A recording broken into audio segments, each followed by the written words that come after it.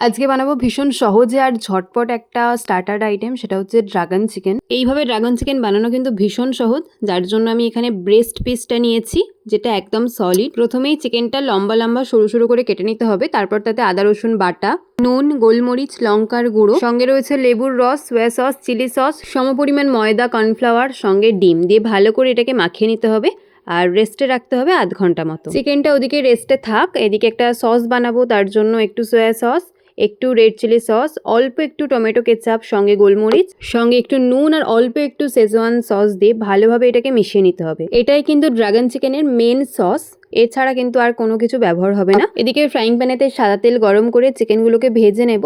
খুব বেশি ভাজবো না, তাহলে কিন্তু চিকেন রাবারের মতো হয়ে যাবে। খেয়াল রাখতে হবে চিকেনটা যেন সেদ্ধও হয়ে যায়, একই সঙ্গে একদম শক্ত না হয়ে যায়। এরপর চিকেনটা তুলে নিয়ে ওই তেলের মধ্যে দিয়ে দেবো রসুনের কিমা, সঙ্গে কাঁচা লঙ্কা, কিছুটা কাজু, সঙ্গে রেড আর ইয়েলো বেল পেপার, সঙ্গে ক্যাপসিকাম দিয়ে ভালোভাবে এটাকে নাড়াচাড়া করে দিয়ে দেবো আগে থেকে বানিয়ে রাখা সস। তারপর কাঁচা গন্ধ চলে গেলে দিয়ে দেবো কর্নফ্লাওয়ার গুলা জল। ভালো করে নাড়িয়ে চাড়িয়ে নিয়ে ভেজে রাখা চিকেনগুলো দিয়ে দেবো, ওপর থেকে দিয়ে দেবো একটু, তারপর দিয়ে দেবো একটু রোস্টেড সাদা তিল। ভালো করে মিশিয়ে গরম গরম সার্ভ করে দেবো। খেতে কিন্তু ভীষণ ভালো হয়েছিল, বানিয়ে দেখতে পারো। আজকের মতো টাটা।